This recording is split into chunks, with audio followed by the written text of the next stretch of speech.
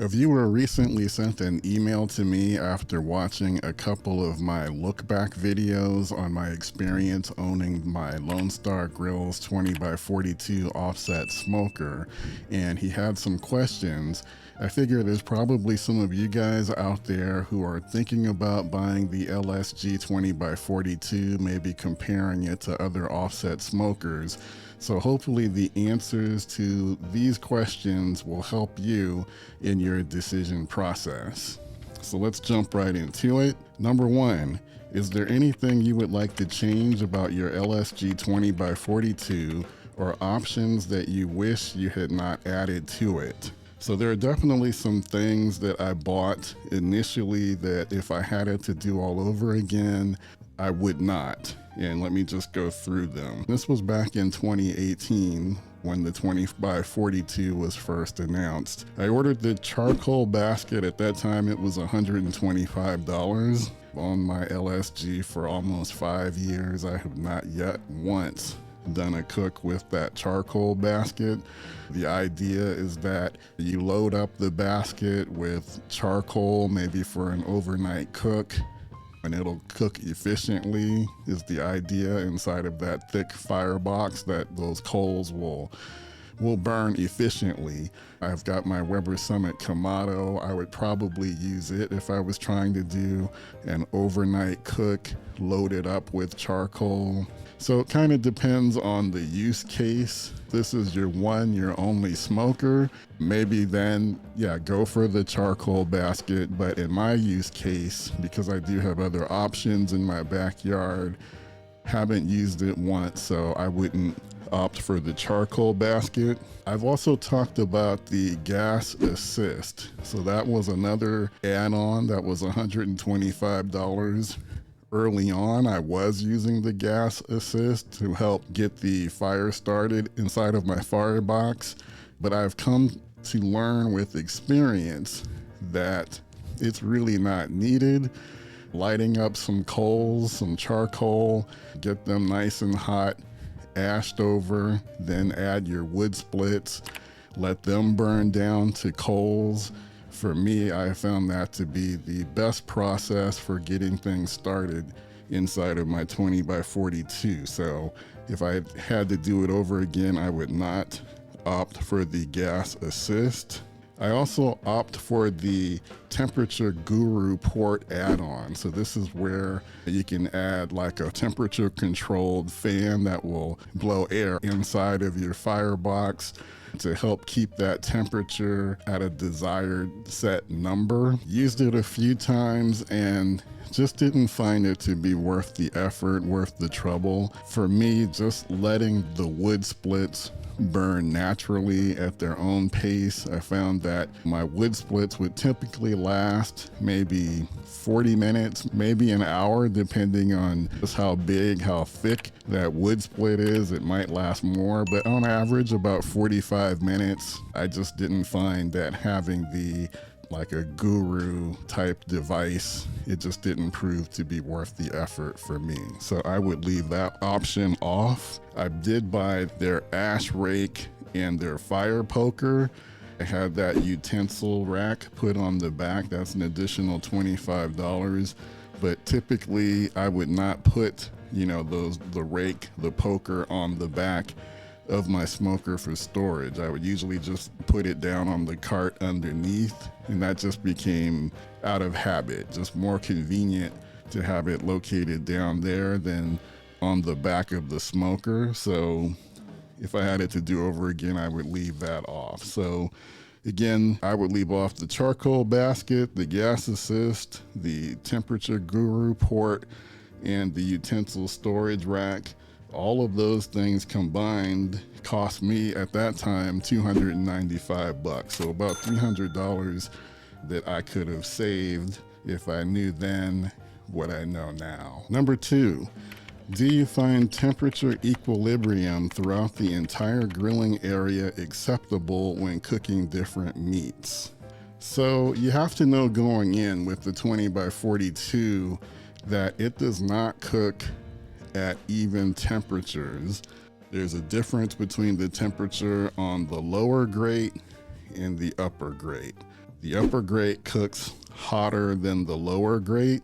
For me, it's probably been about maybe 30 to 40 degrees difference. Also, it doesn't cook evenly from left to right. So the left side is closest to the chimney stack. The right side is going to be closer to the firebox. I haven't found the temperature difference to be too great from left to right. I think maybe it's about 15 degrees on average. Once you learn how it cooks and you get accustomed to the temperature differences in one location from another, you just cook to it. You manage to that.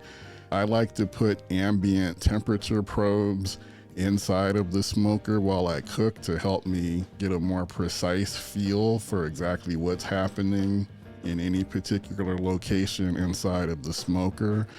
In terms of cooking with different meats, you want your poultry to cook at a higher temperature, get a better skin.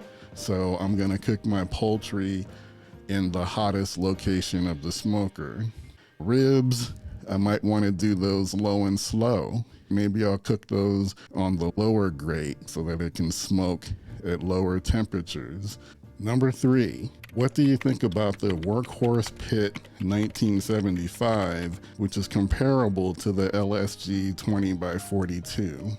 I haven't seen the Workhorse in person, and I don't have any direct knowledge of how it operates, how it functions as a smoker. Just looking at it on the website and just a little bit that I do know, I know that the Workhorse costs a little bit more. Currently, it's running at $2,785, whereas the 20x42 is currently $2,395. I noticed both of them do have the breakaway smokestacks. So I know for the 20-inch model, and that was one of the things that attracted me, and I'll get to one of the questions here about shipping next, but having that breakaway smokestack is what allows the 20-inch series from LSG.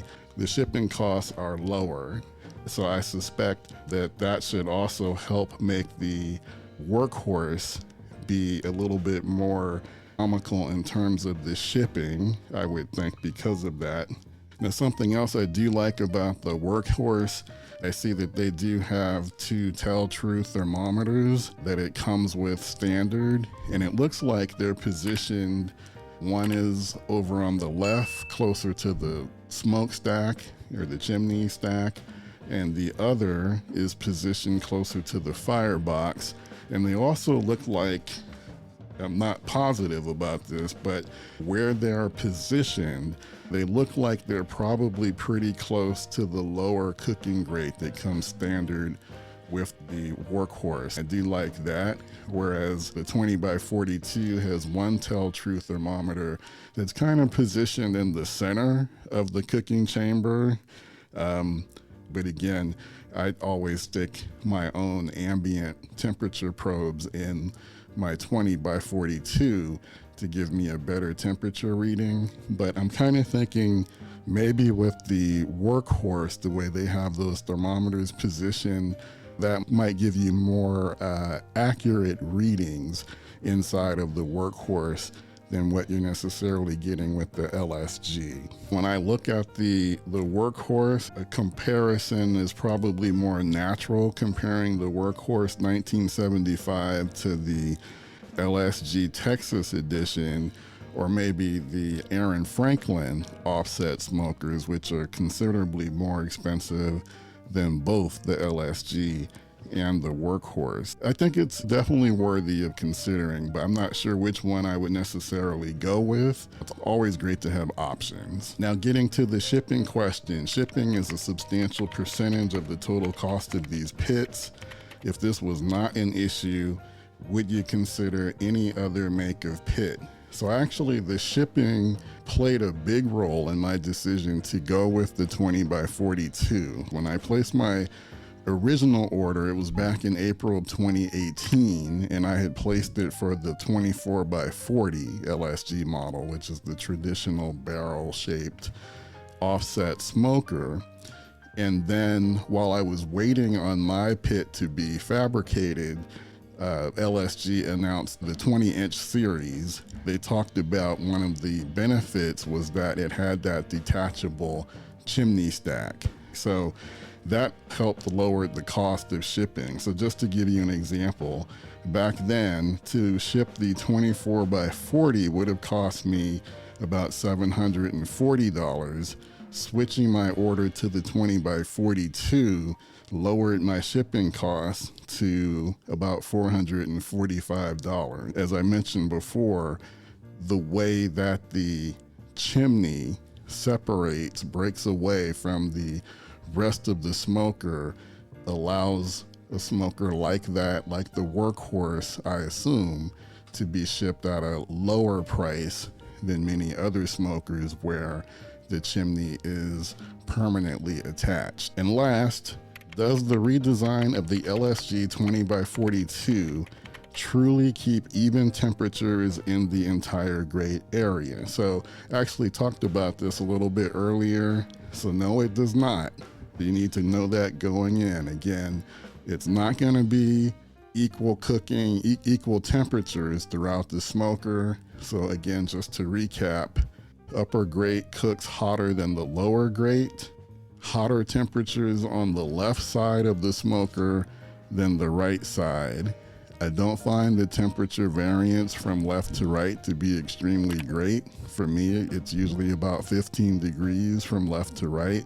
The difference between the temperature on the lower shelf and the upper shelf, again, I think it's maybe 25, 40 degrees between the bottom and the upper grate.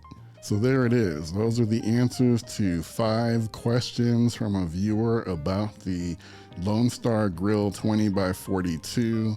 Talked about how it compares to the Workhorse 1975. If you have any other questions or if you have comments about your experience with either one of those smokers, please feel free to leave a comment and do all of that usual stuff, guys. Hit that like button, subscribe to the channel, hit the bell for notification, keep in touch, visit the backyardsmokemaster.com website for more information about barbecue.